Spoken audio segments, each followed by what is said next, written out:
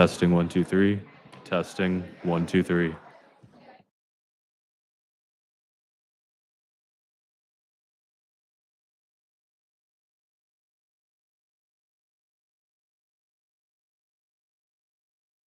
John. Test. Test. Sue.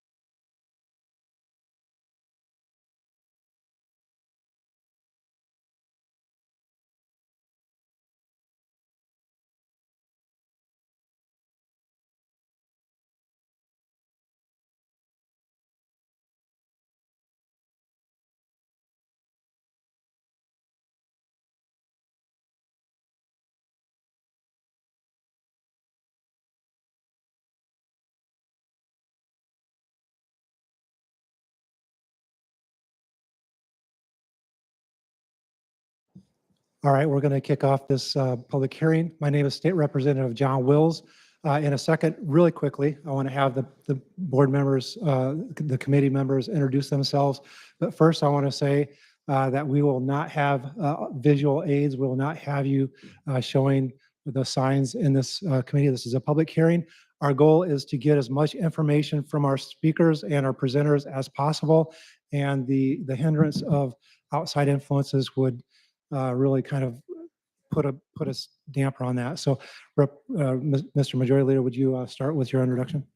Matt Winchell from House District 15, a Majority Leader, also serves as Vice Chair of Education Reform. Leader Conforst. Thank you. I'm Jennifer Conforst. I represent House District 32. I'm the House Minority Leader, and I'm the Ranking Member of Education Reform. Mr. Speaker Grassley, Speaker Grassley, Chair of the Education Reform, Butler County. Representative Cahill, Sue Cahill, House District 52, Marshall County, recently retired teacher. very good. And so those are the members of the committee. In order to get the most comments as we possibly can, we're just going to dive right in. And I don't know which is which, but let's start with this gentleman right here. My name is Dan Zylstra, and I'm currently head of schools at Pella Christian, a non-public accredited school here in Iowa. Before this, I served as a public school principal and superintendent in rural public schools in northern Indiana. We had 700 kids, K-12, and we covered 200 square miles of corn and soybeans. Indiana has had school choice for a decade. They have high income limits, and families can choose any public, private, or virtual school. Private schools must be accredited to receive funding from the state, just as this bill proposes. As superintendent in Indiana in a rural public school, school choice did not decimate my rural public school district. A few students drove 30 miles to the nearest Christian school, a few open enrolled to other public districts, but the vast majority stayed in my school district, and we loved it. Despite the option to leave, they stayed. The enrollment declines happening in rural Iowa are happening because of broader population losses, not because of school choice. To say school choice will kill rural schools is false. To help them, you need to provide more flexibility in how they use their existing funds, something this bill does. The evidence from Indiana is clear. School choice actually improved test scores and increased public school enrollment. Michael J. Hicks, economist from Ball State, says this: I know much of the rhetoric around school choice claims it's designed to destroy public education. If that's the case, it has been a colossal failure. It reduced private school enrollment and actually caused more parents to choose public schools in Indiana. Scores went up. Parents had more power over where their children would spend half of their waking hours. I encourage you to vote for this legislation. In a few years, Iowa will have evidence from testing to show it improved test scores, overall outcomes, and Iowa families then will have more choice in where they send their kids. Good evening. Thank you for the time to speak. My name is Mike Baranek. I am president of the Iowa State Education Association, and equally important, I am an elementary school teacher with more than 30 years classroom experience. I have instructed amazing students who were from all economic, social, and cultural backgrounds. I've worked with students who needed to learn English, who had physical disabilities, students who required extra supports, and students who needed a meal from school to begin their day. I've worked with students who demonstrated a wide range of abilities that needed differentiation to achieve at the highest level. But what is the overwhelming commonality? My public education colleagues and I taught all of the children who walked through the schoolhouse door. My school, Iowa's public schools, accept all students regardless of their abilities, color, religion, language, and any other difference. If a family wants to come to my neighborhood school, they can. There is no bar for admittance. I am before you this evening speaking up for the thousands of public schools, classrooms, and educators who do the same. Iowa Governor Reynolds has proposed almost $1 billion tax dollars in new money to be directed to private schools, while our neighboring state to the north is considering an inclusion of over $1 billion of tax revenue be directed to all Minnesota's public schools. Governor Reynolds' voucher proposal is not only a concern when directing tax dollars to private institutions, but also an economic concern when considering the economic health and stability of all Iowa's communities, rural, suburban, and urban. Public education is not only the cornerstone of a republic, but a fundamental component of statewide economic growth. Thank you. My name is Amber Williams, and I'm a member of Moms for Liberty Polk County, and I support the Students First Act. I understand that the Students First Act is not a voucher program, but it's an educational savings account program with flexibility for families to seek the best solutions for their child's education. I appreciate how the bill outlines the use of ESAs for non-public school choice and the continued support of public school staff. Education should not be a one-size-fits-all system, and there is room for both types of educational models. I also appreciate how the bill identifies for use of the ESA that the non-public school will not be required to modify its academic standards, which should coordinate with any assessments that they also complete. By providing ESAs, children will have the opportunity to participate in educational options that provide strategies and expectations they need to be successful. For example, in my school district, spelling has been taken out of the curriculum and no homework is ever given. In my opinion, these are important tools for reading and writing and general skill improvement. My own 7th grade child, who I placed in a non-public school last year, has recently been assessed as being 2 years behind in reading. Because of school choice, this deficit was identified and a plan is in place to help him improve this important skill. I believe ESAs are a complement to school choice, which provides a mechanism to help public and non-public educational institutions strive to achieve a level of excellence for their students. This effort benefits all students across Iowa. Research shows favorable impact of school choice. 21 studies examine school choice and how it impacts academic outcomes in public schools. Of those 21 studies, 20 found that school choice improved public school academic outcomes, and 1 study found no significant effect. That is telling and should reassure those that are hearing that school choice will ruin public education that is a false narrative. The implementation of this bill will help empower students and families to seek the school of their choice to fit their unique needs. And the Students First Act plays an important role in this effort. In closing, as a taxpayer and a parent, I support the Students First Act and the use of ESAs to fund the student to meet their educational needs. Thank you. My name is Marcy Morrison. My father was Marvin Pomerantz. Marvin was a highly respected Republican who worked closely with Governors Ray and Branstad. He was a legend in business, philanthropy, leadership, and education. Marvin was greatly disturbed when Iowa slipped from #1 in the country in education to a middle-rated state. He was so disturbed by this, he and his friend Republican gubernatorial candidate Doug Gross filed a lawsuit against the state of Iowa to improve testing standards and provide a level playing field for all students, regardless of the demographics or size of the district. He paid for this lawsuit out of his own pocket because he was passionate about education.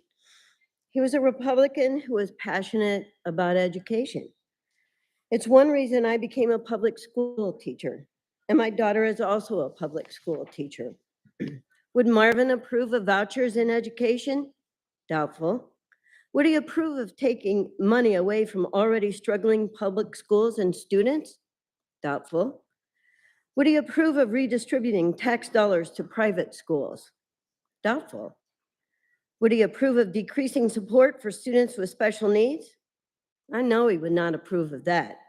And I doubt he would approve of Kim Reynolds ignoring the majority of Iowans who oppose vouchers and members of her own party who have voted them down not once, but twice. My father quoted his father saying, quote, "My father always told us education was a priceless commodity, something that could never be taken away from you," end quote.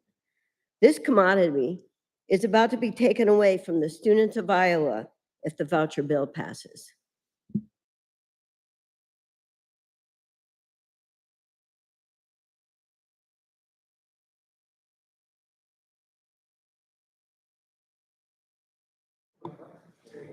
Thank you.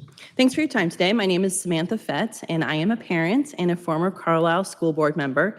And let me just start by saying that we have the opportunity this session to transform education in Iowa. We could be the 10th state in the nation to provide ESAs.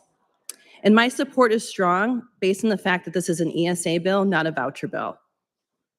And in Iowa, this is wanted by the majority. And this is based on a study by EdChoice. 76% of Iowa school parents support ESAs.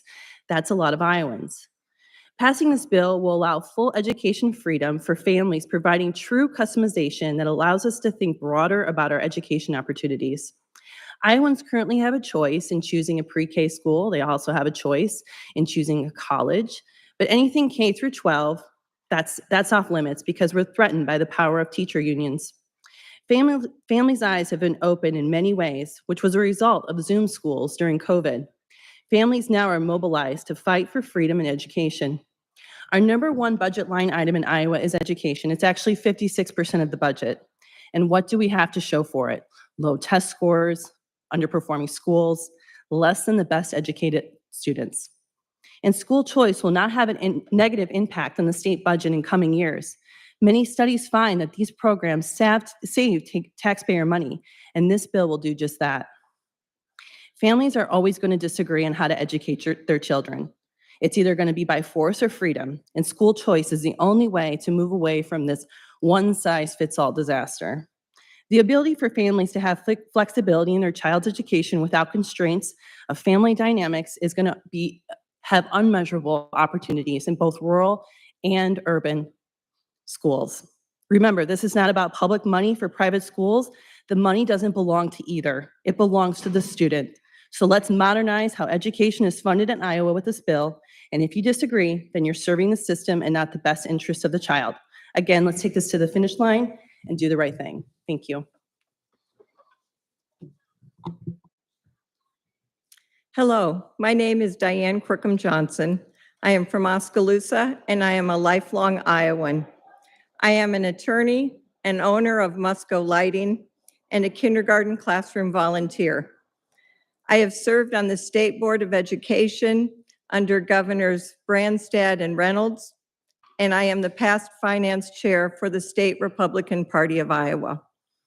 I am here tonight asking our Iowa legislators to vote no on House Study Bill 1, vouchers. I am proud of the choices the state of Iowa allows parents in our PK through 12th grade education system. Parents can choose for their children public schools, private schools, parochial schools, homeschool. I believe in parent choice. House Study Bill 1 does not expand parent choice. House Study Bill 1 does reduce options for our children and their education. For the more than 480,000 students who attend our public schools, that's more than 90% of the children in our state, their educational opportunities are reduced through this proposed cut in funding to public schools. At a time when our students require additional instruction and support to catch up from our governor-ordered COVID school shutdowns, at a time when more than 80% of our children have all parents working outside the home, depending on neighborhood public schools, at a time when 41 counties offer only public education, our children must have and deserve well-funded public education. Use public tax dollars for public schools. Vote no on House Study Bill 1. Thank you. Thank you for bringing this bill. My name is Chuck Hurley, Vice President of the Family Leader. We represent thousands of families. But I'm more than that. I'm a parent of 10 living children, and my wife and I have had about 15 foster children, 10 of whom are long-term. We've had children in public, private, online, tutoring, home, and it's my observation, both personally and having been around my wife's inner city school, Joshua Christian Academy now for 15 years. It may be a duh, but I think we've got to continue to say it. Kids are different. Kids need more options, not fewer. This is about the kids. And I can tell you that my individual children needed things different than their siblings. These are not vouchers. The Zellman case, 2003, clarified that there's a constitutional circuit breaker for payments to go to parents. So you're in great shape. I kind of irks me to hear vouchers. It irks me to hear that there's less funding. There's going to be more funding under your proposal per child in the public schools, not less. $19,000 plus per child per year in Iowa. Pretty healthy amount of money that's going to those kids. I'd like to finish by rebutting what I just heard and what I've heard for years and years, and that is that public money should only go to public schools. Think about that for just a moment. Is that how we deal with our medical care? Do we say that Medicaid money can only be spent at a government hospital or with a government doctor? Do we say that food stamps can only be spent at government grocery stores? I mean, it's kind of absurd on its face to hear that. And so we want education, we want to help people with medical problems, and we want to help poor people with food. It's Mr. about, Hurley. it's about the person, not the institution. Thank you very much.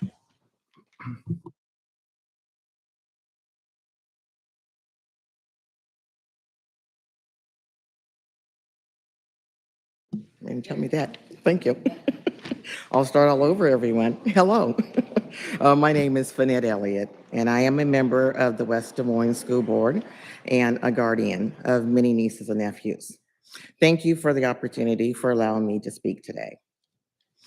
I'm a product of public schools, as are my nieces and my nephews that I am raising. We have benefited and witnessed the awesome programs which celebrate and teach about diversity and inclusion. I heard the governor say her vouchers program would be good for families of color.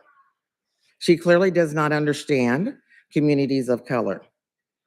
The families that I know love their public schools and the progress made on inclusion, support, and needs that are tailored to each student.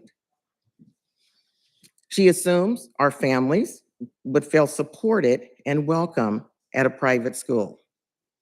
But we feel supported and welcome at our public schools.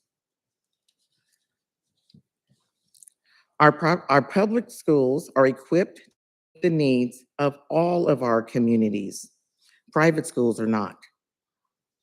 The governor's private school voucher program will cost close to $1 billion in new money. Do you know what West Des Moines could do with even a small portion of that $1 billion? In the spring of 2021, the district cut over $2 million from the budget, which resulted in us having to cut the eighth grade arts program. This trend will continue. More cuts will be made, which always means less for the students in our care. I dream of what a small portion of the $1 billion in new money could do for us in West Des Moines, a school that welcomes anyone through our doors. I am opposed to the governor's vouchers, Ms. Elliott, which thank you. are bad for the students of color of the public schools, as we're trying to do more with less. Thank you. Good evening, everyone. Thank you so much for having me. My name is Dr. Lindsay Larich, and I am the superintendent at Siouxland Christian School in Sioux City, Iowa. And I have been in education. I've been a teacher for 20 years and have been in the leadership role at my school for the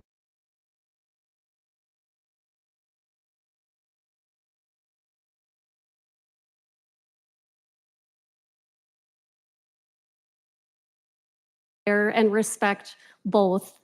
One of the things that I get to do in my role is I get to teach our teachers through professional development. And whenever we start a session, we put an empty chair at the front of the room, and I ask the teachers to close their eyes and to imagine a student in that chair. And then for the rest of our training, we talk about how is what we're learning going to be impactful for that student that they're imagining. I think for this issue tonight,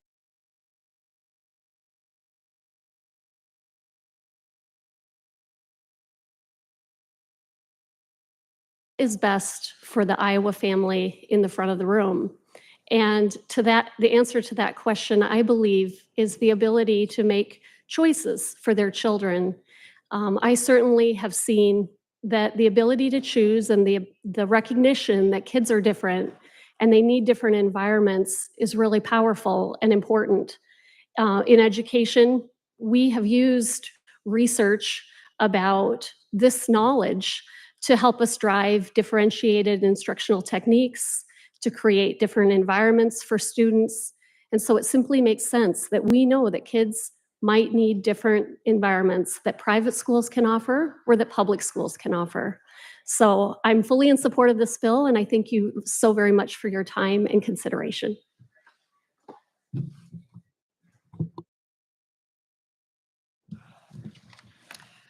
Thank you for the opportunity to speak tonight. My name is Jaslyn Fitz, and I'm a parent with 3 children in Des Moines Public Schools. My oldest child is in 7th grade at Merrill Middle School. He's an incredible kid with many strengths, and he also has diagnoses of autism, ADHD, and sensory processing disorder. He has had an individual education plan at DMPS since preschool. Here is what it has taken to support him well through the years. At Moore Elementary School, he was in an autism cluster classroom for 4 years.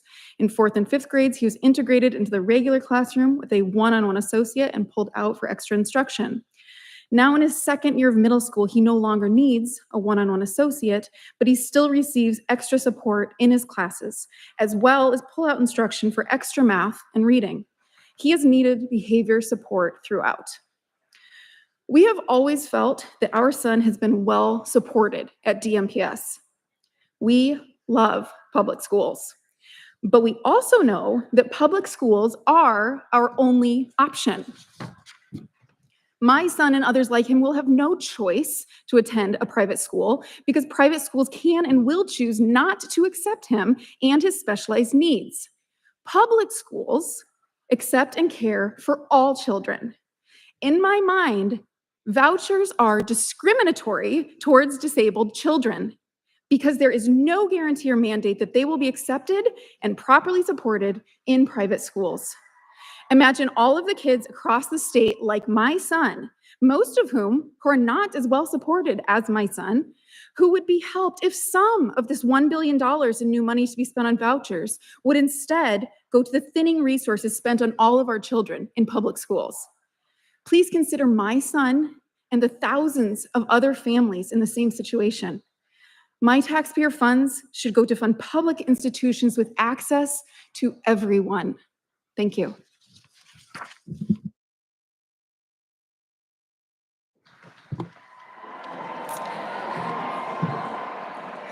Good evening. My name is Shannon Beatty, and I am a special education teacher at Southeast Polk Community School District. I currently teach at Clay Elementary, but I have also taught kindergarten through 5th grade, service students kindergarten through 5th grade, and I've also serviced students 8th grade through 12th grade. So only 6th and 7th I have not served. First, just thank you for having us here to speak. I am concerned with the proposal to provide public funds for private schools for these reasons. First, this week, I received a request from a local private school to view one of my students' IEPs and to determine whether or not they would accept him as one of their students. In the past, it happened due to another student who was declined. I cannot imagine as a human being, as an educator or as a parent, denying a child high-quality education because they do not fit into the standard that our school expects or what is acceptable. Many of these private schools are Christian schools or religious affiliation. As a Christian, and we are in the public schools as well, I cannot imagine Jesus would accept to deny any child the opportunity to have a high-quality education with the rigor that is expected of our public education teachers. My next concern is that as a state-funded public school special education teacher, I am required to provide that high-quality education to my students. I'm required to facilitate testing and provide documentation on data daily, weekly, and monthly basis.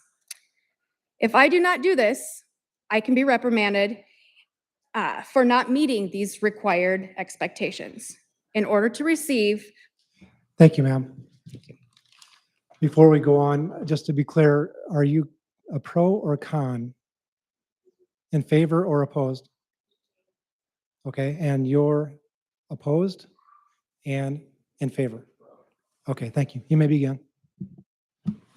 Hi, my name is Marissa Grimes. I am a parent of 3 children who attend St. Joseph's Catholic Church here in Des Moines. I attended both public and private schools throughout my childhood, and I am in favor of school choice The anticipated conflict within the proposed option is, in my opinion, more exaggerated than the effects of the actual bill. I can't say that I am passionate about ESA other than I informed myself, I educated myself so that I could talk to you today and explain kind of where I'm coming from. I don't foresee myself benefiting from this. It has been predicted that 4 to 5% of families will actually utilize this. The education savings account may inspire competitive gain, but I think it will be trivial in some parts of the state. Studies of school choice in Milwaukee and Arizona that I've researched in particular have found that the effects have been small, but still ideal for both public and private school systems. This obsessive argument that someone wins or loses is simply the wrong argument. With school choice, all the students win. They win because the few percent that need this option will have the opportunity that families who are already satisfied with their child's education have. They believe that they have the resources to meet the needs of their children's education. Thank you.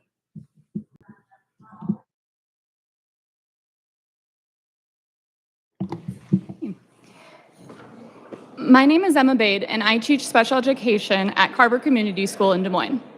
I am against vouchers for so many reasons, but what comes to the top of my list is the fact that the students that I have the privilege to work with each day are not necessarily welcome at private schools who might receive public monies. Section 504 ensures that all students are eligible to a free and appropriate public education. Students with disabilities receiving special education services have a right to a high-quality education. When you use the new almost $1 billion in public funds to go to schools that can exclude entry for whatever reason that they deem, you're saying that my students are less than. They are not valued. You don't see what they bring to a classroom. They bring so much. They are smart, capable, and resourceful. They are valued and they are welcomed. They should be valued and welcomed everywhere. They are wanted and belong. I am lucky to get to work with these incredible individuals each day and see the wonderful thoughts and ideas that they bring into our schools. Do not take their funding away from them. It would be devastating for any public school student to have a diminished education because public funds are diverted to private schools. Thank you. Thank you. My name is Steve Marceau. I'm going to talk about state general fund and property tax funding sources for education. And although the amounts vary from district to district, I'm going to use $7,500 per student for each fund. Under the current law, for a student that goes to public school, the public school gets $7,500 from the state general fund and $7,500 from the property tax fund for $15,000. That amount is not affected or reduced based on the wealth of the parent of the student. Under current law, the private schools get no money for that student. Under the school choice bill, for students that go to public schools, there is no change. The public schools still get that $15,000. The private schools get nothing. So there is no money being taken from public schools for private school use. Any argument to the contrary is factually incorrect. Now, for a student who attends private school, under the current law, the public school does not get the $7,500 from the state general fund, but the public school still gets the $7,500 from the property tax fund. And that amount is not reduced by the wealth of the parent. The private schools under current law get nothing for the student that attends their school. So the current law, only the people who are financially well enough to afford it have the choice to send their student to a public school or to a private school.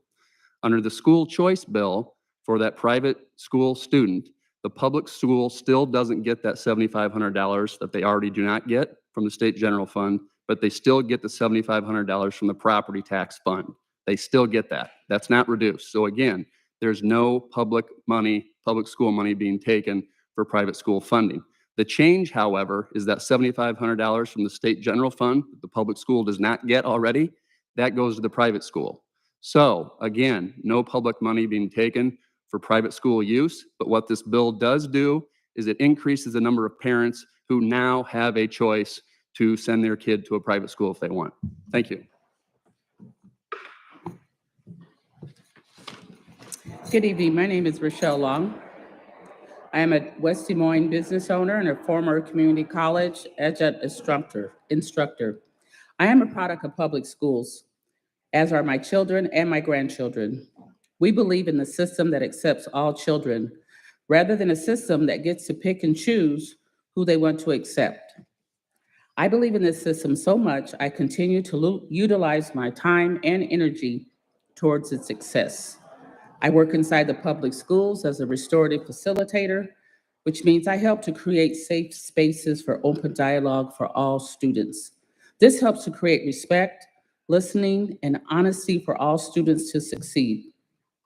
I know firsthand how vital my work can be, and I also know what a small portion of the $1 billion of new money that Governor is proposing to spend on private schools could do for so many of our children struggling right now. As a small business owner, I'm keenly aware of the importance of lifting up and celebrating whole communities. Our success as a state is dependent on our success in every community, which is why the governor's voucher program is so harmful. Strong public schools are the center of communities around.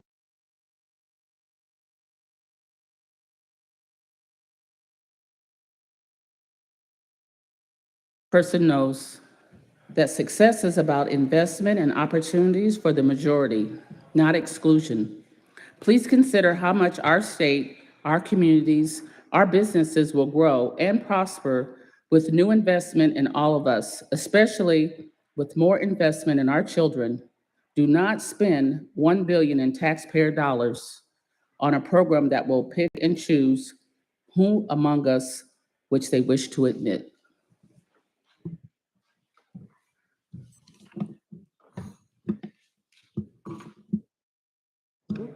It's already on? Great.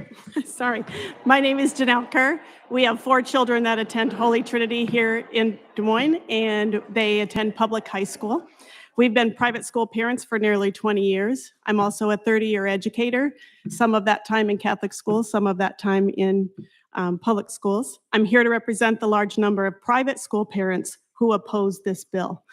Catholic school is a choice for us, but we believe it should be privately funded choice. We've always applied for and received CTO, Catholic tuition assistance, when we needed it, and we've utilized that for all 4 of our children.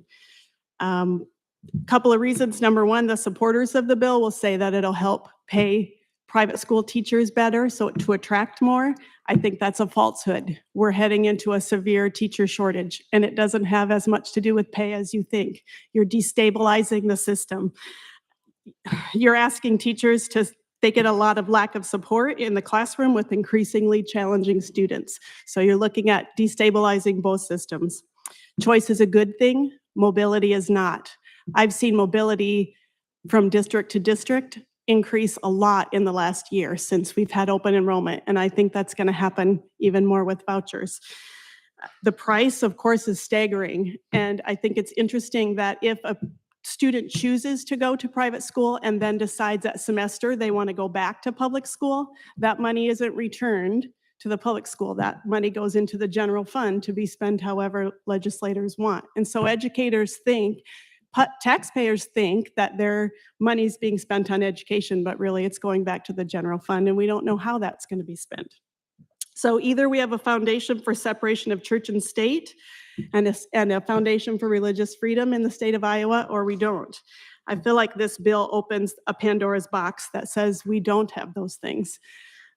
Just take time, whatever side of the bill you're on, please take time to ask an educator how this is going to impact them. We want educators to stay and teach in Iowa. Before you begin, going forward, I will be asking if you are a pro or for or against the bill. Don't worry if I ask that. Are you for this bill? Yes, I am. All right.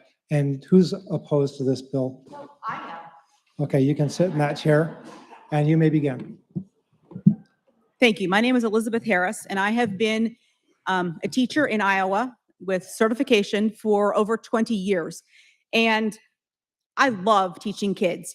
It's more about the pay than, it's not about the pay, I'm sorry. It's more about the kids and the pay. And I would like for everyone, all the children, to be able to choose to come to my class if they want to. I've seen so many parents say, oh, I would love to send my kids to the private school, but I just don't have the money. And people say, this is tax dollars for a religious school. Yes, I teach in a religious school, but that's not different than the Pell Grant already is. I went to school on Pell Grant. I went to a Bible college that also had an education program, a very good education program. And so it's not going to be setting a precedent for public money to go to a religious institution. I really think that it's important for us to be able to say, yes, you actually have a real choice, not just oh, you only have homeschooling or the public school, or you have to pay a whole lot. I see so many kids who want to succeed, and kids who come from the public schools into our school saying, oh, wow, this is really different. It's peaceful. And I want everybody to be able to have that choice. Everybody knows that competition is good for a business, and school is not different. For me to be able to say, yes, it is different, that's important to me. And I want everybody to have that choice. Thank you for your time. Thank you for listening. Thank you. Are you for the bill, ma'am? Are you for the bill? Are you for the bill? Are you for the bill? Yes. Okay, will you come to sit in that chair? Thank you. And you may begin. Great. Good evening. My name is Terry Soto, and I'm a third grade teacher in the West Des Moines Community School District, and I'm a 17-year veteran educator. I've had the pleasure of working with many students who needed services beyond the gen ed or general education classroom. Each student is different, with some needing support in reading, math, and writing, and some needing more intensive support with an individualized education plan, or as we say, IEP. Others need another level of support when it comes to social behaviors, be it a plan that I work in the classroom or a plan that involves more targeted instruction with a special education teacher trained in dealing with behaviors. I'm responsible for giving students in my classroom what they need to be successful lifelong learners, and it is peaceful in my classroom as well. Each student is an individual and is accepted into the public school as is. We don't have requirements, restrictions, or limitations for a student to enter our school. We welcome all students, whether they are a student who loves school, hates school, is an English language learner, suffers from trauma, has behaviors in the classroom, has speech, motor, or mental impairments, and parents who are supportive, and we welcome parents who are not. We are the ultimate melting pot. Appropriating almost $1 billion in new money for private use is unconscionable. Utilizing vouchers to redistribute Iowa's tax dollars pulls money away from public schools that offer all students the support they need to become successful. We just celebrated Martin Luther King Day yesterday. Diverting focus and resources from public schools for certain families to go to private schools may slip us back into the days of segregation where only certain types of students were allowed. Public schools welcome everyone. Thank you. Are you both opposed to this bill?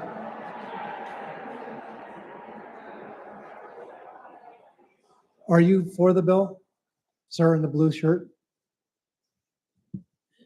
All right, so one of you two, no, sir, one of you two please sit in this chair, and then the gentleman in the blue shirt is going to be next in your chair.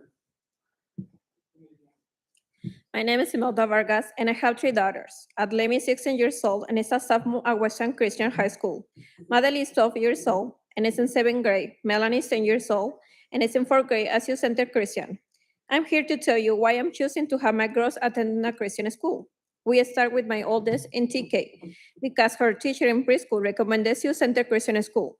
From the beginning, we fell in love with the school, how she learned about God in every part of the day. She came home happy, always telling us stories about what she learned about God. We knew from the moment that we belonged in the Christian school, but finance were going to be a problem. In the first year, we did everything on our own to keep her there. As the years went by, it kept getting harder to make the payments.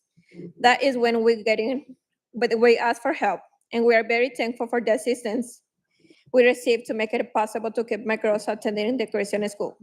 My hope is that my girls learn about God and apply it to their lives every day, something that I feel is an investment in their own lives, and it is helping me to know that God will be with them as they grow.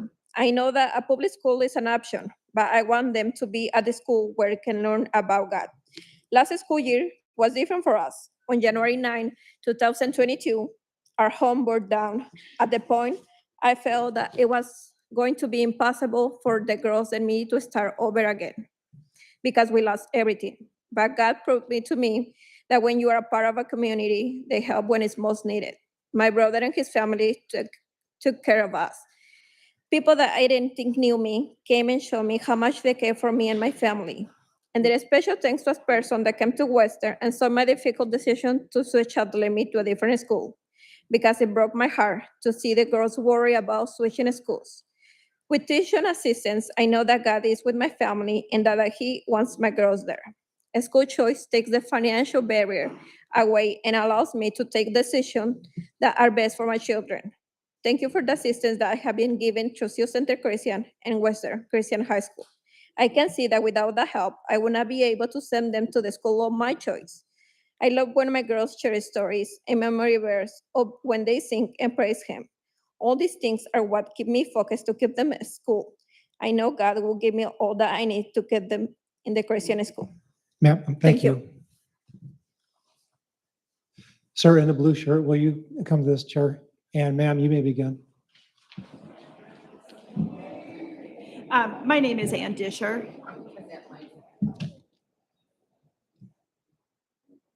It should be on. Okay. My name is Ann Disher, and I'm Executive Director of Common Good Iowa, and I'm here to speak against the bill, which is a radical blow, honestly, to Iowa's longstanding commitment to free universal public education.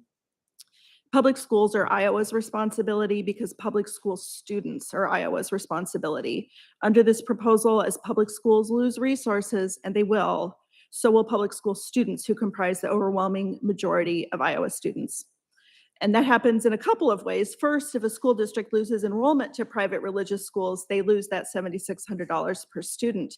But second, and more insidiously, whether or not they lose enrollment to private religious schools, public schools are at risk as state dollars are spread more and more thin, covering a voucher plan that is far more radical than what was proposed last year or discussed on the campaign trail. Under this plan, within a matter of years, the state would pay for private tuition for any family with virtually no limits. And this proposal, I think it's really important to note, comes on top of years of underfunding of our schools. Iowa lawmakers for 13 years have kept school funding below costs, approving increases to supplemental state aid of just 2% a year on average. And that includes the proposed 2.5% increase for fiscal year 24. And that is happening on top of tax cuts approved last year, tax cuts overwhelmingly benefiting the wealthiest Iowans that will take nearly $2 billion out of the general fund by fiscal year 27 and fiscal year 28. This is a reckless approach that threatens the so many good things that are happening in our public schools. Please do not advance it. Thank you, sir. Thank you. My name is Josh Bauer. I'm the head of school at Sioux Center Christian School. I attended public school. They are important. We support families having that choice. We also want all parents to have the choice, an actual choice of our non-public schools. Some would say that if you want to attend a Christian school, you have that choice. Actually, as we've heard, finances are a barrier for many. Some would say public dollars for public purposes. Actually, public dollars are taxpayer dollars that come from private pockets. We have WIC, the Iowa Tuition Grant, SNAP, private contractors, many examples of taxpayer dollars for private purposes. Some would say private schools are not accountable. Actually, our fully accredited non-public schools are most accountable to parents. If we don't do well, they leave and we close. Some say that Iowans don't support ESAs. Actually, 67% of Iowans and 76% of parents of school-age kids do. Some would say that non-public schools don't serve diverse students. Actually, we do. At my school, 20% of students receive special services. Over 2/3 of my families come from families who have incomes under 400% of the poverty level. Some would say that students will flee the public school. Actually, we're not reinventing the wheel in Iowa and have not seen this happen in other states with robust school choice. Research also shows that student achievement goes up for everybody. Are we focused on systems or children and students? Who owns the dollars? The dollars are for educating children. Who's responsible for their children? The parents. Who knows their children best? Parents. Who knows what's best for their children? Parents. Please vote in favor of this bill.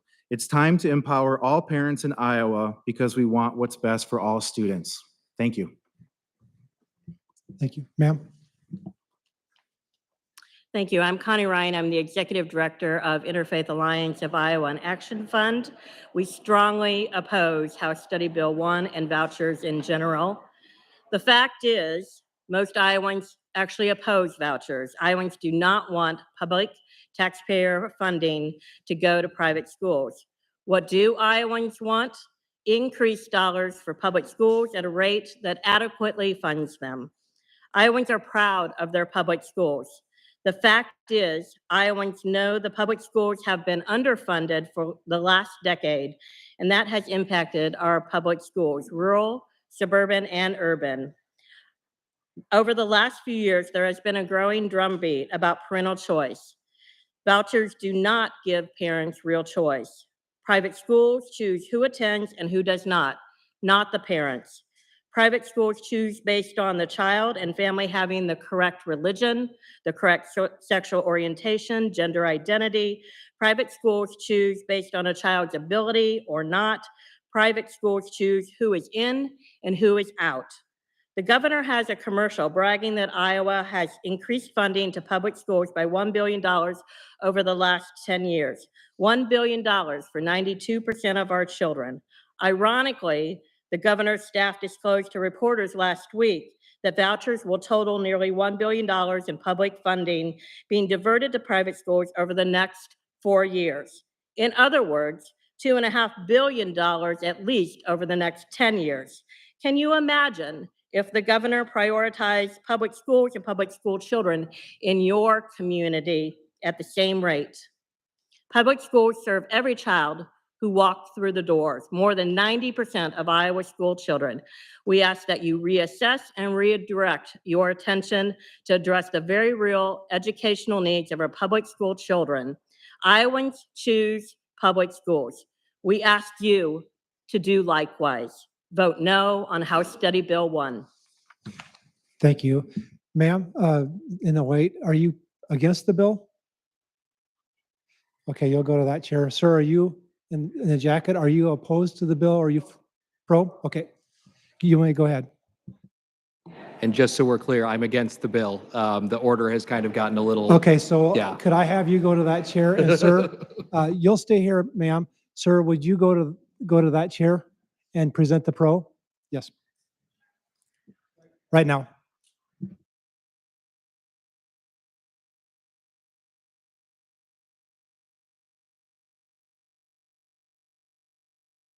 Make sure your microphone is on by hitting the right button. And then you may begin. Good evening. My name is Joe Stutler. I'm a disabled combat veteran who lives in Marion, Iowa. I'm here today. I would generally be opposed to bills like this because there's definitely issues. However, watching the elections over the past few years, it's clear that Republicans are going to have Iowa stay red for quite a while. So I learned years ago, can't beat them, join them. And following, some things I learned in Germany, when I was stationed over there, learning the lessons of the 1930s Europe, probably time to brush off my German, as it were. So having said that, I'm starting Little Devils Academy. Little Devils Academy is going to be a K-12 school aimed at very specific targeted groups because, quite frankly, I want a nice chunk of this grift money too. As long as you guys are going to be handing out money, Why not let a veteran handle it? I'm already in discussions with the Satanic Temple. They're very interested in this bill and in our curriculum. So, you know, this is something that we really need to do. You really need to get this bill passed. You know, you got to give the devil his due, and you got to give him your tax dollars too. So as long as Thank you're you, going to be sir. handing out money, Thank you, sir. I want a piece of that too. I'm only at a minute and 28 seconds. Thank you for interrupting me. So basically, long story short, you're going to be handing out money to schools that are run by all kinds of organizations that have all kinds of weird stuff going on. Of course, if you're going to be supporting religious schools, you're supporting the devil. So you got to give the devil his due. Satan wants your money, and I want a piece of this lovely grift action. Thank you, Trump-publicans. So before you begin, are you for this bill? Yes. Are you for the bill? You're a con. Could we have another pro person, somebody who's for the bill, come in?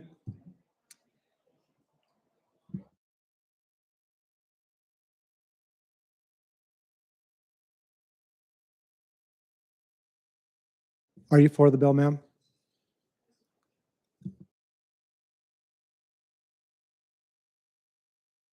Ma'am, you may begin. Go ahead. Hello, my name is Rachel Bruns, and I'm a parent on the south side of Des Moines. I'm in opposition to this bill. I'm here representing not only myself, but also my friends and family who have been educated by K-12 public schools across the state of Iowa, from Emmitsburg to Maxwell to Marion to Burlington. In addition, my mother attended private K-12 Catholic school in Des Moines, and she opposes school vouchers. My family represents small business owners, farmers, and healthcare workers. We have Democrats, Republicans, and those that despise any mention of politics. Regardless of our affiliations, the common ground we have is our appreciation of a quality public education in Iowa. I agreed with Governor Reynolds when she made the decision to return to in-person learning in 2020, and I agree that we should do whatever we can to ensure kids have access to quality schools. And as a parent in Iowa, I already have school choice. Creating vouchers will harm my daughter and son's future education and the educational choices of my friends and family, especially those that still live in smaller towns. My best friend is a public school teacher in Solon, and my brother is a special education para-educator in Iowa City. School vouchers will negatively impact their students. As a taxpayer, I'm appalled by the idea that my tax dollars will go to those that can already afford to send their children to private school. Private schools already have scholarships to help offset tuition costs for those that need assistance. Based on the extensive research available when controlling for demographics, public schools outperform private schools in academics and have a better return on investment for taxpayers. When I lived in Milwaukee, Wisconsin for 2 years, I learned about the issues plaguing the Milwaukee public schools, one of which was their city voucher school choice program. The idea of school choice was sold under the guise of access, but in reality, it made access even more challenging for those that most needed support. My friends that had kids in public schools in Milwaukee talked about how vouchers destroyed their neighborhood schools and created an even more inequitable school system. Please vote no to any bill that would take public money out of public schools and further harm the challenges facing Iowa communities. Thank you. Hi, I'm Adlemi Mejia Vargas, and I am the oldest child. I have 2 younger sisters. On January 9 of 2022, our house, my home, had burnt down due to a fire. My mom asked me a question: would you be okay switching to a public school? I replied no. I was crying because I loved going to a Christian education. I learned about God and I felt safe there. The teachers there were so welcoming and helpful, and they were so kind and loving. I couldn't have imagined a better place to go. I have been in a Christian education since I was in TK, and I understand now more than ever what my mom felt after she had asked me that question. Just remembering her asking me that question makes me cry. Christian education is really important to me and my family. I remember every day that we do devotions in the morning at school, and we do prayers and chapels and speakers, and hearing the speakers' stories is incredible. They have gone through so much as well, and I love it. And I love being there. Every class has a way of showing you that God is there, and I would have never imagined anything else put me more towards God than going to these Christian schools. They have shown me so much. They have shown me that we were created for a reason. We are wonderful, beautiful, never alone. We were chosen, and we are enough. We are strong, and we are courageous. We are capable, and we are amazing. We are always loved, and we will never be alone. This was all done by God, who is one with the Holy Spirit and with Jesus, who is my Lord and Savior. Thank you. Sir. Thank you. Keenan Crow, I'm the Director of Policy and Advocacy with One Iowa. Back in 2020, for a different ESA proposal, we did a search of every non-public school policy that we could find. And out of the 181 non-public schools at the time, we found 176 policy handbooks. Out of those, which is basically all of them, we found that 75% of Iowa's accredited non-public schools were willing to discriminate against LGBTQ Iowans in some way. Now, that could have been explicit discrimination by writing into the policy that LGBTQ students or those with LGBTQ families are not welcome, or it could have just been a statement at the end that says that they reserve the right to discriminate against LGBTQ people should they choose to in the future. Freedom of religion is, of course, one of our most important liberties in the US, which is why it's enshrined in the First Amendment. However, even though these non-public schools have every right to teach their religious principles as they see fit, there is no obligation for taxpayers to promote institutions that intend to permit discrimination, that will not take all comers. Iowa non-public schools have told us loud and clear what they will do if they are allowed to discriminate. Only 15% of all of those policies provided affirmative anti-discrimination protections in the areas of both sexual orientation and gender identity. So we are wholly opposed to this program and any like it, and any talk of competition between these two different entities, I think, is a false comparison. If folks are playing by two different sets of rules, that is no longer a competition. If one team has to go 500 yards for a touchdown and the other can only go 50 yards to get a touchdown, that's not a competition. And that's not what this is either. It's a slush fund. Thank you. I'm Jennifer Salgrove, parent of Bettendorf and Pleasant Valley School District. We have always supported and been involved in our public schools. Proudly, our son graduated as a valedictorian and Iowa Governor's Scholar in 2021. However, our experience in the public school changed that fall when our daughter entered 9th grade and started talking about her English assignments. Content across the board normalized alcohol and drug use, drug dealing, suicide, profanity, and violence. The assignments also contained highly sexualized content normalizing losing your virginity in high school, sex tapes, moms liking young boys, and much more. While I'm not opposed to my children learning and talking about controversial topics or ideas, there was no classroom conversations discussing the repercussions of making poor choices. How do you throw that content at young students and not have a conversation about it other than the element of literary content? We had a conversation with our daughter's teacher, which led to other conversations, meetings, and emails with the principal, counselor, and administrator, superintendent, and school board. No one cared. They claimed the curriculum was approved through the Iowa Department of Education and needed no modification. Ironically, with the exception of some short stories, almost all of the English class curriculum was comprised of audiobooks, and there were 0 hard copy books assigned to read. When I asked why, they told me they can't make kids read and want to give them something that will engage them. This is coming from a school that touts they're one of the top 3 academic schools in the state every year. Shouldn't our children be going to school to learn instead of being entertained? After receiving approval and documentation to pull our daughter out of that class for 2nd semester and into an accredited online option, the school forced us into a homeschool status, disregarding the fact that we pay taxes which cover education, and they made her drop an additional class. We would have loved to put her in a private school this year, but the cost is prohibitive. Instead, we have been homeschooling for college credit. While it is a better academic option for her, it is not ideal as it does not give her as much peer interaction as we would like. As a parent, I want my child to have an education that has an academic rigor and challenges her thinking without crushing her moral compass in the process. Please vote for our children and support Governor Reynolds in the Students First bill. Our children deserve better. Thank you. Ma'am? My name is Carrie Lust, and I am an Ankeny parent of 3 children. My son Brandon is 15. He has autism along with some other diagnoses. There is no school choice for him. The reality is that private schools will not accept my son because of his disabilities. They pick and choose which students they will educate. They have every right to do that. But if they begin to receive tax dollars, then they should be held to the same standards as public schools. When you hear the term school choice, remember that private schools have the choice who to accept, not the students, not their parents. You may also hear that competition is good for public schools.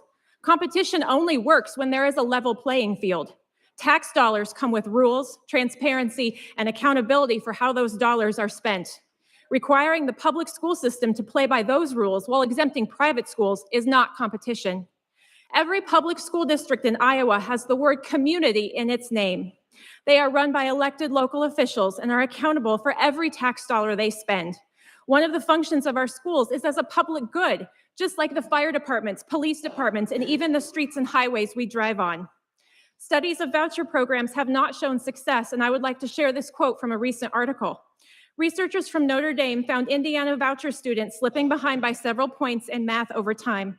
A study of Ohio's voucher program commissioned by the pro-voucher Fordham Institute concluded that the effects of participating in the voucher program were unambiguously negative. In a program geared towards students in low-performing public schools, students using vouchers to switch to private schools saw a decline of a jaw-dropping half a standard deviation in their math achievement over time. For a reference point, the learning loss to U.S. students due to the pandemic was much smaller, about a quarter of a standard deviation. None of those rigorous studies, including those conducted by pro-voucher organizations, have found advantages in achievement in any subject. This will hurt more children than it will help. Thank you. Hello, I'm Patty Alexander, and I support HSB 1. First, I'd like to say thank you to Governor Reynolds for standing up for our children and against selfish special interest groups. Lifting the mask ban and getting us back in school in January of 2021 was exactly what our children needed. The HSB 1 is about empowering children. This isn't a battle between public and private schools. I'm a product of public schools, and I'm a retired teacher from a public school. The funds follow the students. The funds would cover qualified education expenses that may include advanced learning or tutoring in deficit areas. No child should be forced to attend a school that is not meeting their needs. Let's take a look at states that have school choice, Florida and Arizona, for example. The research actually finds that school choice has helped rural students. These are our children, not the schools. Public schools have a monopoly on our children, and it's obvious that they don't want to let go of that monopoly. Look at the literature and the agenda public schools are pushing. If public education would have stayed true to its purpose, which was to preserve liberty, we wouldn't be having this discussion. Public education has become socially destructive, ruled by selfish elitists that do not care about our family values or society in general.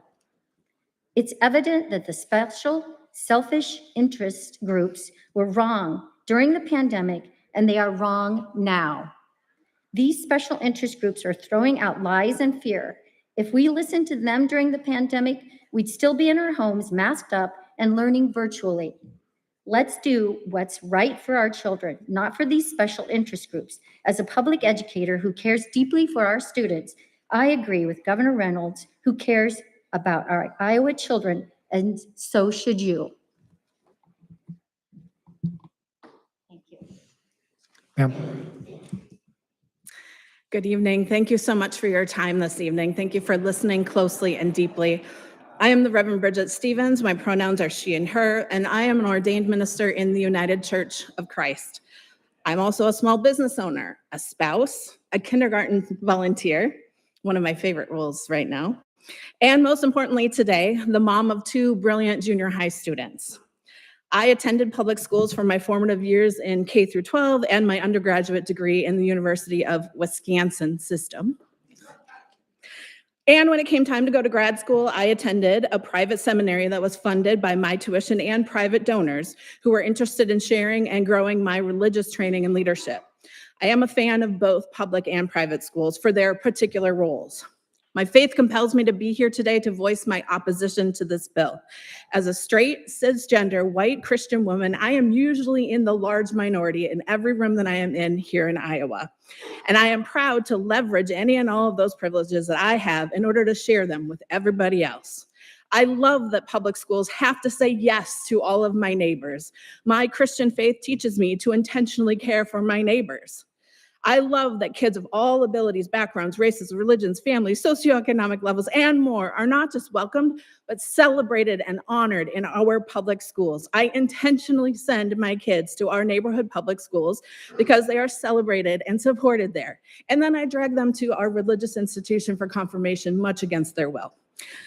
I am proud that my tax dollars, commingled with my neighbors, our public dollars, fund our public schools. I also support a large number of private institutions with my private dollars.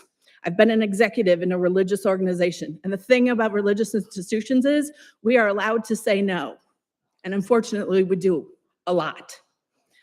This bill is not about parent or student choice, it's about school leaders' choice, and in Iowa, almost all, over 90% of our private schools are religious schools. Religious folks get to say no all the time. Please vote no.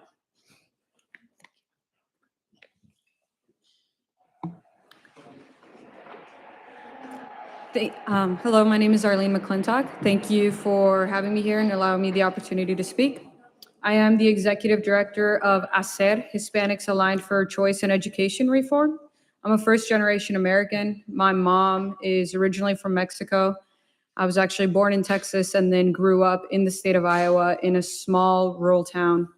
I went to public school throughout my childhood, and my experience, because of my background, was a little bit different.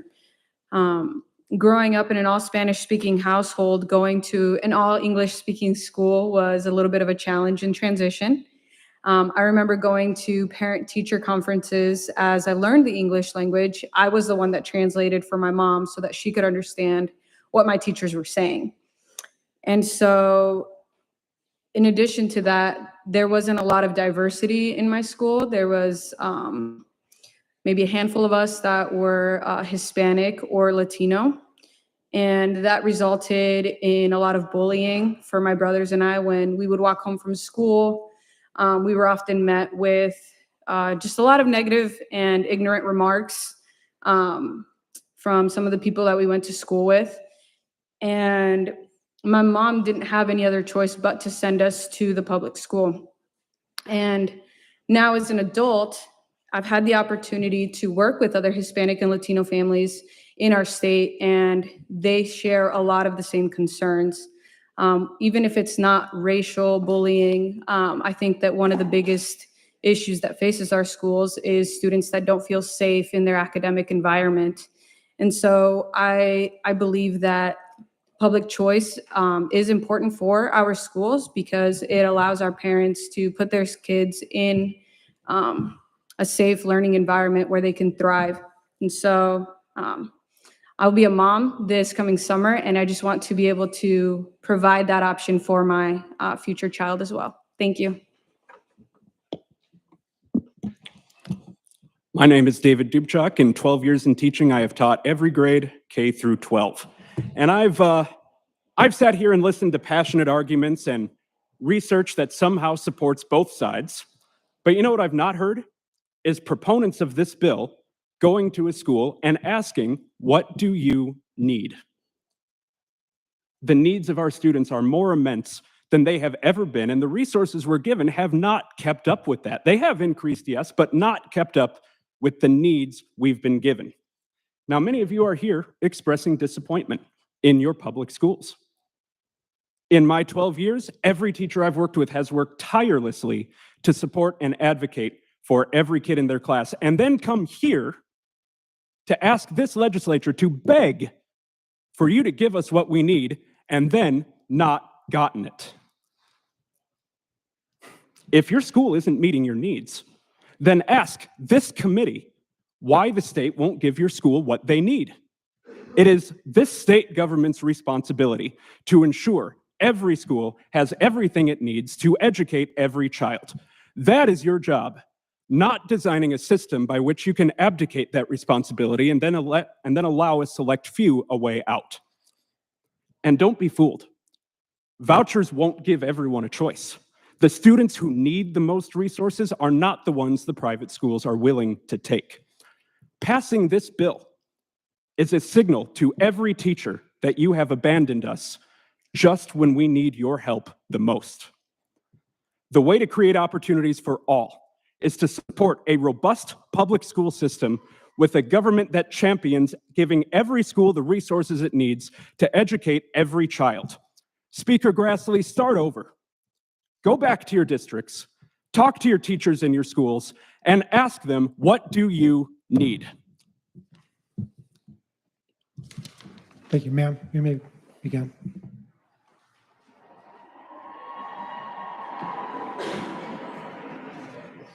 Hi, I'm Natalie Mejia Vargas. I am the middle child in my family. My mother's Imelda Mejia Vargas, my older sister Adlemi, and my younger sister Melanie. My mom once asked me, why do you like going to Christian school? Well, they teach us about the Bible and about God. We have chapel whenever we have it. We do it to glorify God. We have chapel on the first Wednesday of every month, and we talk about through lines, which are things we try to live out as a Christian. Sometimes we have guest speakers to show how they live out these through lines throughout their life. Next Wednesday, we would have connection groups. It's when we collaborate with a class in another grade.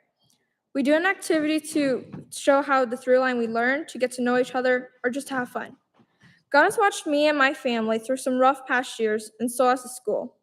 They have supported us before, during, after school, and also on the weekend. I also love the teachers, and they love to get to know you. They care so much for us. Mrs. DeWeird, at the end of the class, every couple minutes she'll let us ask Mrs. DeWeird a question, and she'll talk about things we have in common. And the teachers, they tell us stories about how God has helped them in their lives and relate to the Bible. I know these stories are real and not fake because I can see the expressions on their face, the tone difference from when they're speaking, and their emotions. My family's been at the Christian school for a long time. I know it's a safe place for a Christian and non-Christian, no matter where you're from. It's a safe place for me because the thought of changing schools, it gives me the immediate reaction of no. Even in the school play, we honor God. The relationship with teachers and friends makes me want to stay. So, when we're ready and someone tells me my religion is wrong, we are all ready to fight for the faith we have. I could give a million reasons more, but it'll take forever. Thank you. Ma'am, you may begin. Hi, I'm Marty Anderson from the public. I was going to tell you all about my experience, but I'm going to get right to the meat of the issue. U.S. News rates Iowa 18th in education, 24th in K through 12. Taxpayer dollars need to be used primarily to improve public schools and increase that rating. Iowa kids don't deserve to be in the middle of the pack. 94% of our kids go to public school. 6% go to private schools. The Des Moines public schools alone have nearly as many students as the private schools altogether in Iowa. Taking money from the kids in public schools will increase class sizes and will leave kids with fewer opportunities. And there is the religion question. Schools that teach that the Bible, the Quran, the Torah, or other religious dogma books as the supreme truth, we will be subsidizing those lessons under this bill. And these vouchers don't really offer parents a real choice. Private schools pick and choose who they're going to admit. Nearly 75% of Iowa public schools are in rural areas with little to no access to private schools. And the average tuition for private schools in the state is $4,500 for elementary and $9,000 for high school. Thousands of lower income families and others who live far from private schools will still be left without this expanded so-called choice. Ms. In the Anderson, third your year time of is- this, your of time this has program, expired. stop. Your time has expired. I Thank have you. 2 minutes. Oh, no, I'm done.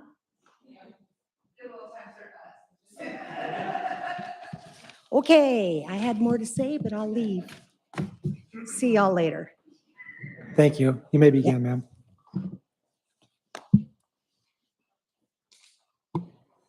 I am Jennifer Turner.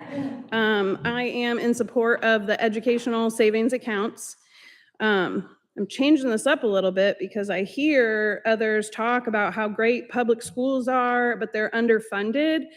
That's not why most of us parents want to move our children out of the public schools. It's the new curriculums and social emotional learning and social justice and all of the things that are brought into our schools that don't align with our values. At 9 years old, my son came home from school requesting to take a DNA test. As a biracial child, he thought that a DNA test could tell him how much Black he was, because he was wishing his skin would be darker like his dad's than mine. We don't raise him that way. We don't raise him based on the color of his skin. So I was really concerned with why I was coming home with that. Looking a little deeper into the education, and a lot of instances transpired after that. Academics are clearly not a priority anymore, and we've turned into social emotional learning, social justice, comprehensive sex ed, things that don't align with parents, Christian, conservative. I've talked to others that are not aligned with me that they don't align with either. I'm a single parent. I do not have the finances for private school. Fortunately, my mom and dad started an a Iowa 529 plan for my son when he was born. So I'm using that money to pay for his middle and high school. Never in my life did I believe that I would have to use his education funds for college to get him through middle and high school. So at the end of the day, we have to fund the students and not the institutions. Thank you. Ma'am, you may begin. My name is Bernie Scalero. I'm a retired school counselor, now in the school board for the Sioux City Schools. I've attended and worked in both public and private schools.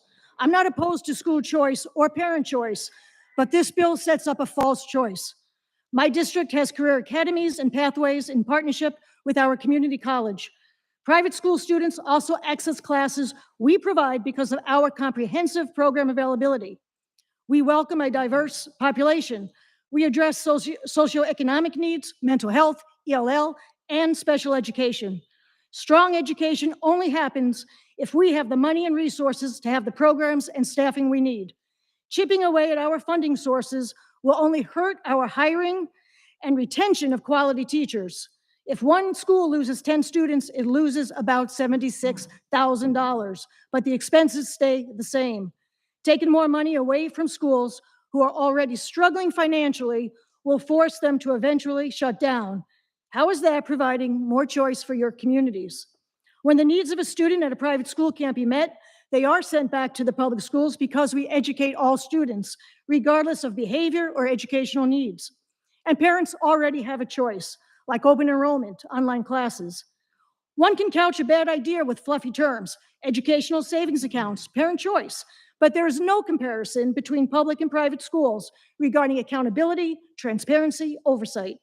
All schools with public monies should follow the same educational standards and governance. This bill seems contrary to what state legislators would want, making policy that would directly hurt the education of the majority of our students here. School choice is not an issue in Iowa. Let's not create major funding problems because of outside influences. Legislators are like builders. If you don't like what you built so far, you find ways to redesign it, make it better, not tear it down. You invest in it. Please invest in public education. Don't tear it down.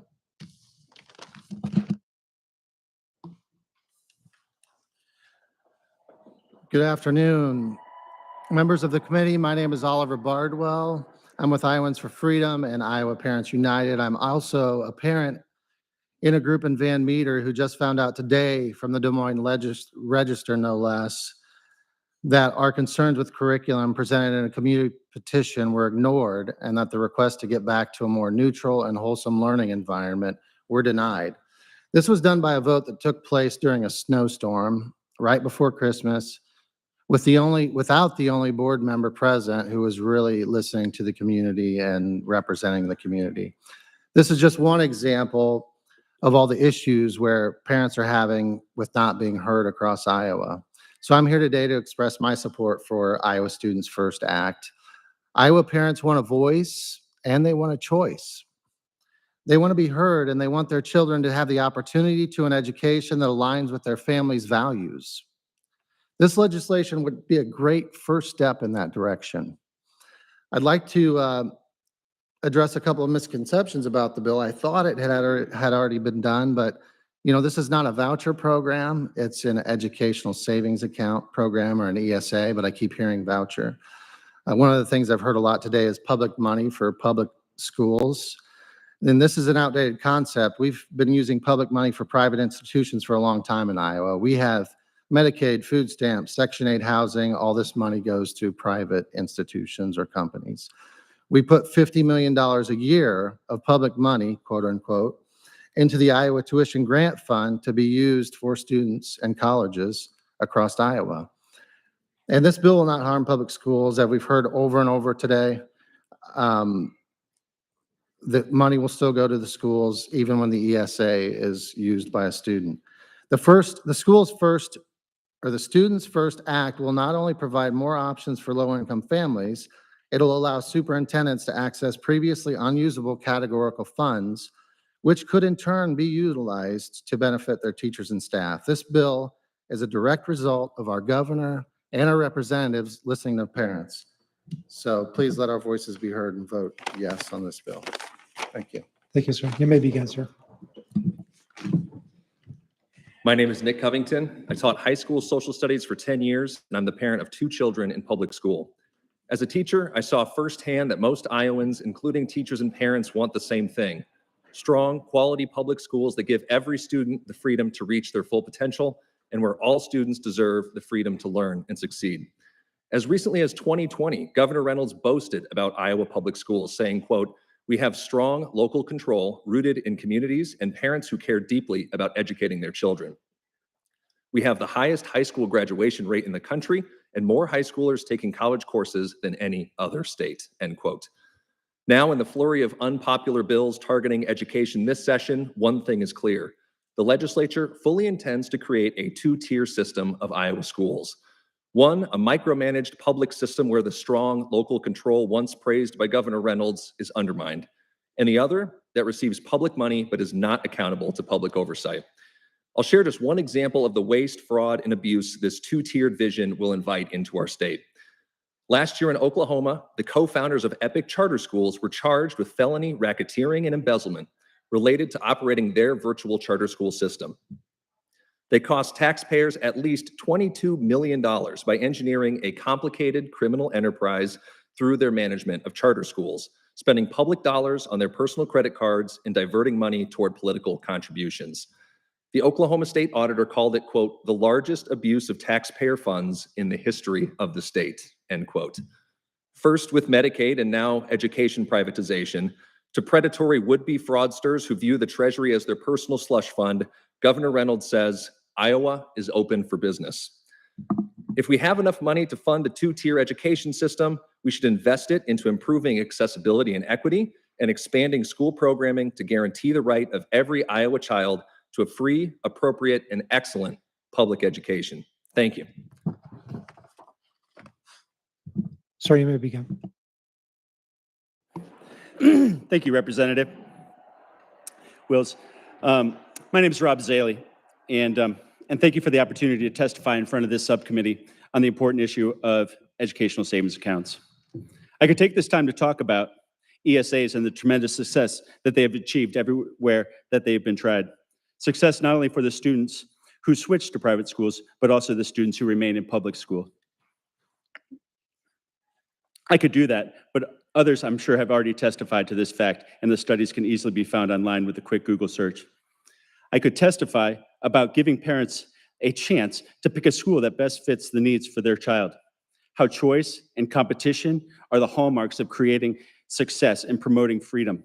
But others have likely already talked about this message as well. I could spend hours telling you about the near hysterics that you will find online on social media among the politically left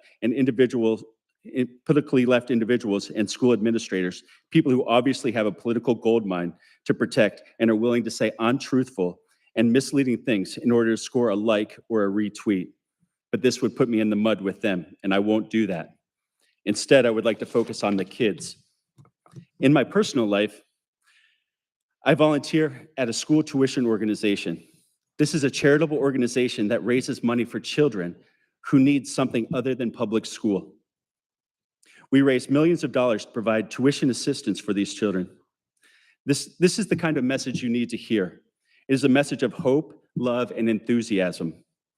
I literally get goosebumps when I think of the kids that might receive a chance at a renewed love of learning because they're finally in a school that fits them. ESAs will put every kid in the state of Iowa on equal footing when it comes to being able to afford school choice, the school of their choice. It will empower parents who are telling themselves, there must be a better option for my kids. As I was saying, my STO raises millions of dollars. However, it is never enough. We can never provide full scholarships for those most in need. We receive more and more applications each year for these scholarships and assistance. Thank you, sir. Your time has expired.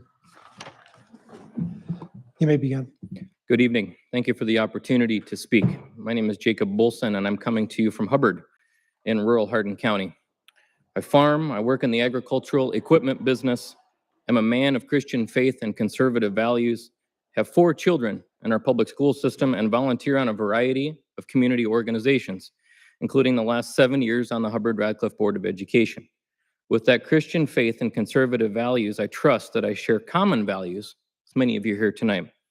I take great pride in our public schools and how our team works diligently each and every day to provide a developmental and nurturing environment for our students, regardless of their background. I emphasize that we are required by law to serve all students. There are no student entrance exams here.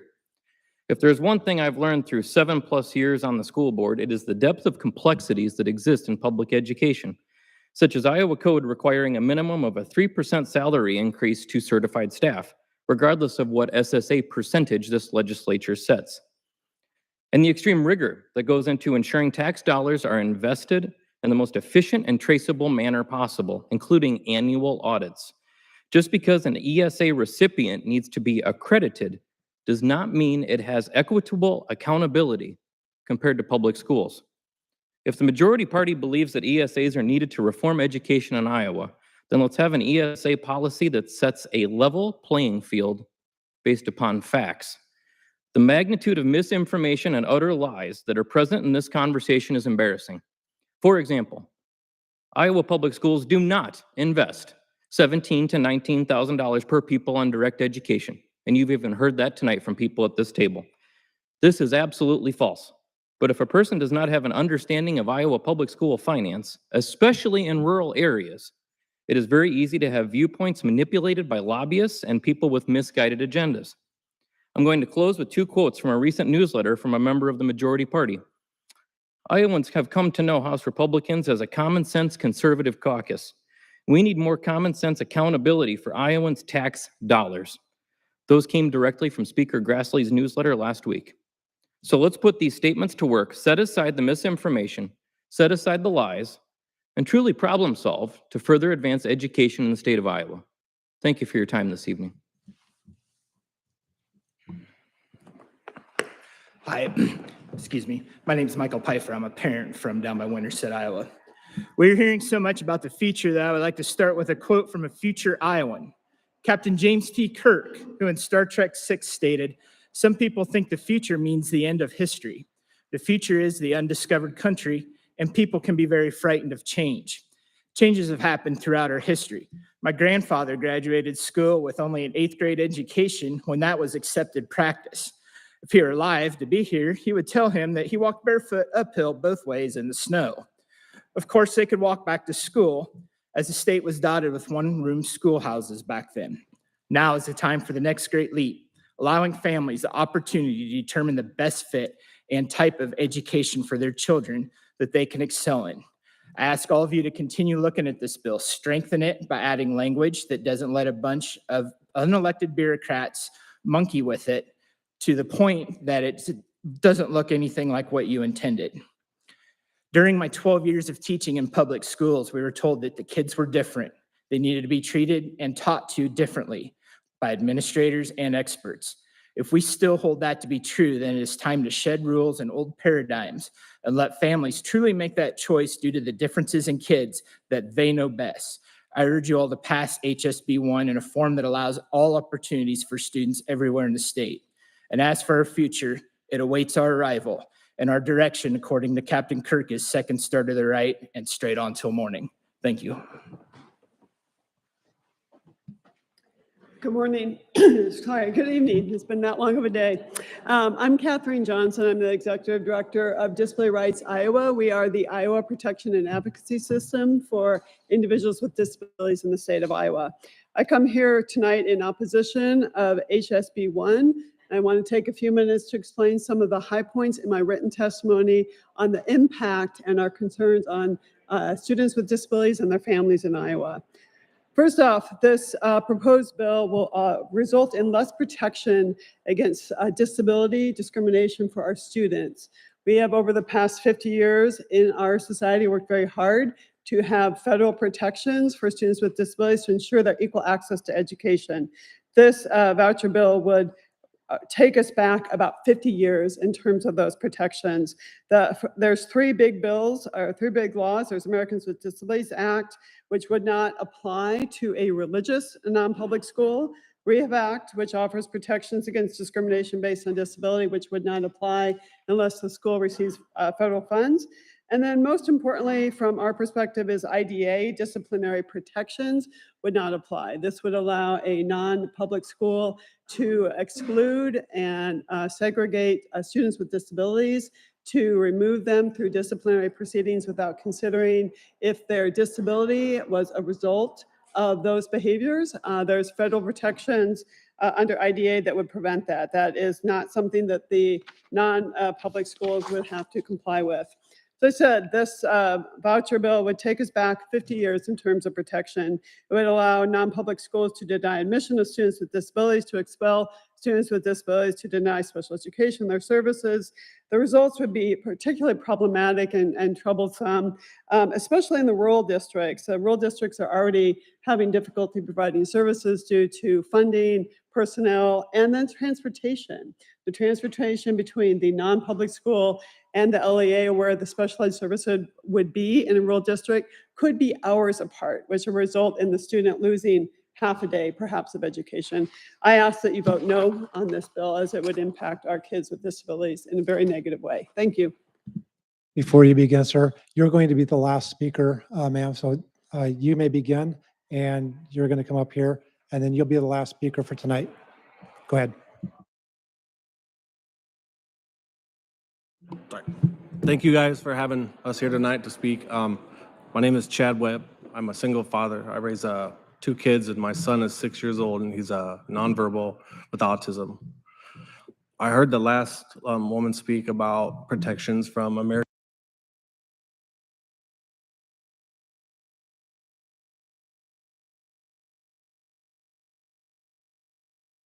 Pretty much targeted. My son has been pretty much alienated from the community because of my support for certain school board members. I don't think that's American. It's been a long road. I'm still unable to work because, you know, for instance, the schools, you know, they don't want to help with any kind of before and after school daycare. You know, if you're an opponent to them, then they work through the community, through the Facebook pages, you know, the community Facebook pages, and they'll shut you down, they'll silence you. You know, they work with people in the community. I mean, I can't find no daycare nowhere, but they help other people. You know, I've filed federal complaints. They never came back saying I was wrong. I didn't have representation to help me push that, and to show that I was right, not to mention trying to get back to work and stuff like that. My son gets 15 minutes of speech therapy. He's a nonverbal kid. He's the only kid in the whole district that I could find, because I interviewed parents on my own. Thankfully, they would talk to me.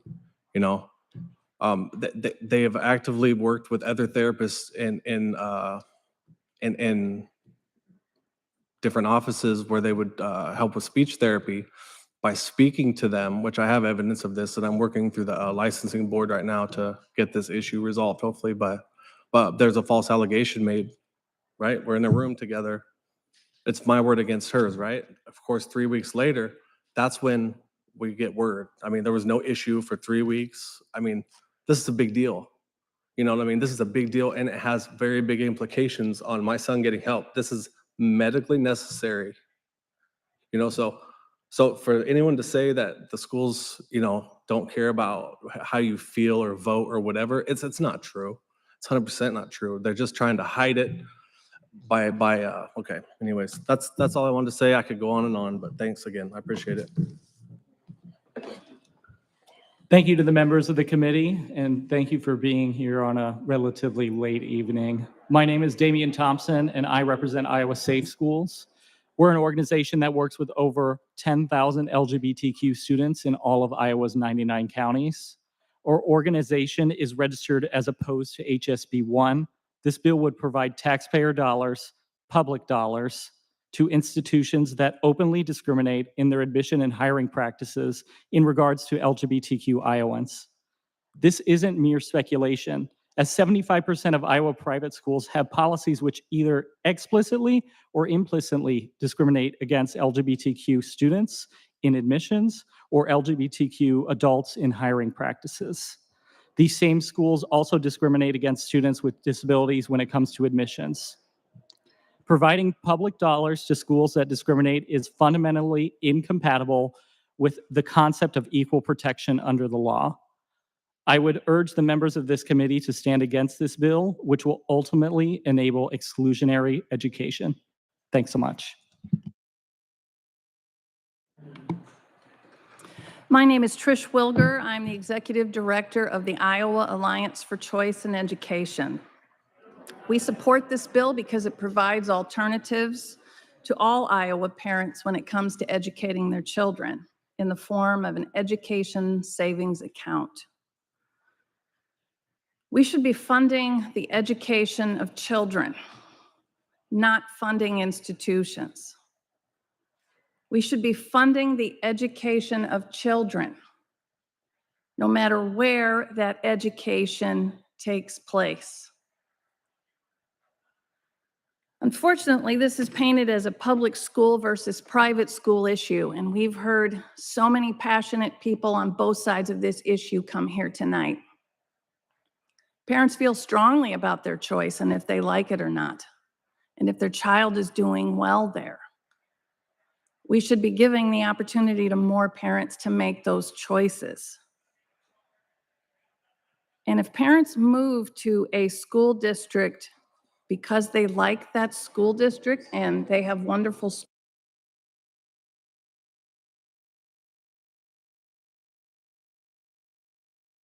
has made a choice.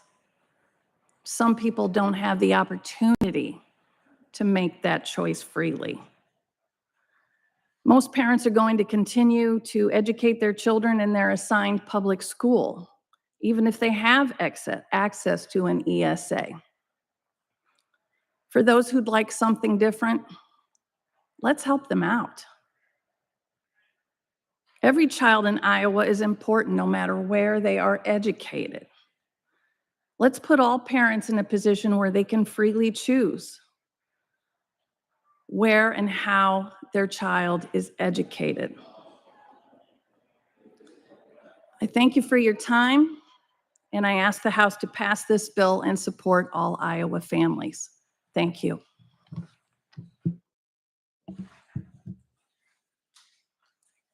Thank you all for attending. Thank you all the speakers. Thank you for your time and your thoughts.